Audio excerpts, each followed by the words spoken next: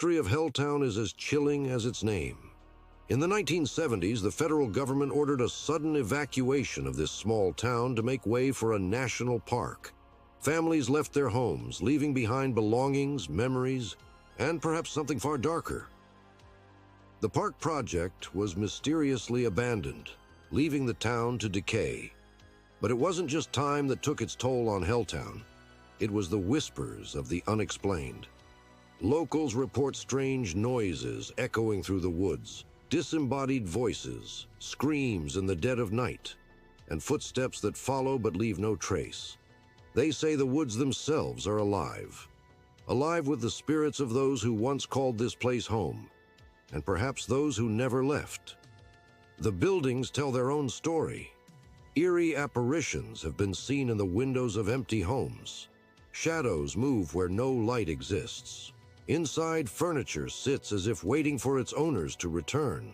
But the air is thick with dread, as if the walls themselves are watching. And then there's the cemetery, a place where the ground seems unnaturally cold, even on the hottest days. Witnesses speak of glowing gravestones and shadowy figures that vanish the moment they're seen. Some claim they've heard whispers, names being called out by unseen mouths. Thanks for taking the time to speak with us today. Can you start by introducing yourself? Yeah, my name is Pete Mason, but everybody call me Broccoli Pete because of, well, the color of my jacket. I've been working for the farmer's market for about 8 years now. I got laid off from the steel mill a while back, and this was the only job I could find. You live just outside of Helltown, right? Can you tell us about your experiences there? I hear the stories. More than probably what I like to hear. You know, people around here don't like talking about Helltown that much. It's considered bad luck. But I will tell you this, the stories don't do it any justice. Listen, whatever's out there in Helltown, it ain't right. What do you mean by that? Have you seen something unusual? Seen? Nah, not directly.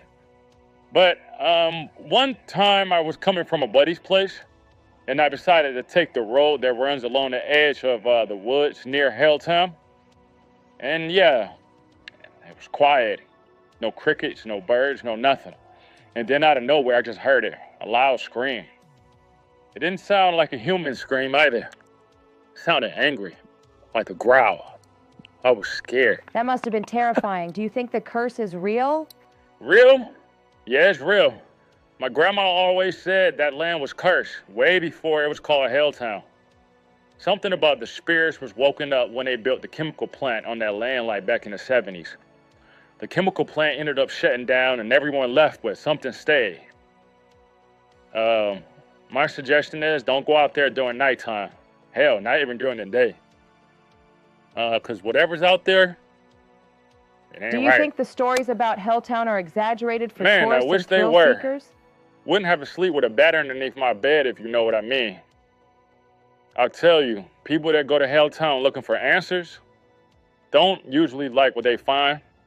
And to be honest, some don't come back at all. One last question. Do you think Helltown's curse can ever be broken? Yeah, I don't think so. You know, some things are just really old.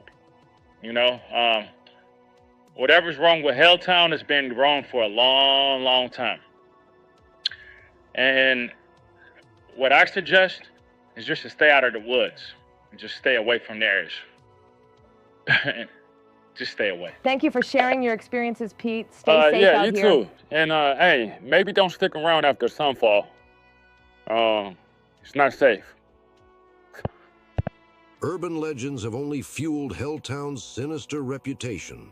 Stories of satanic rituals, haunted bridges, and cursed grounds have made this ghost town the subject of countless investigations. Yet no one leaves with answers, only more questions. Those brave enough to explore often report the same thing, an overwhelming sense of being watched. Cameras fail mysteriously, electronics stop working, and the deeper you go into Helltown, the stronger the feeling of not being alone. Join me next time this intriguing case and more of Cursed Mysteries.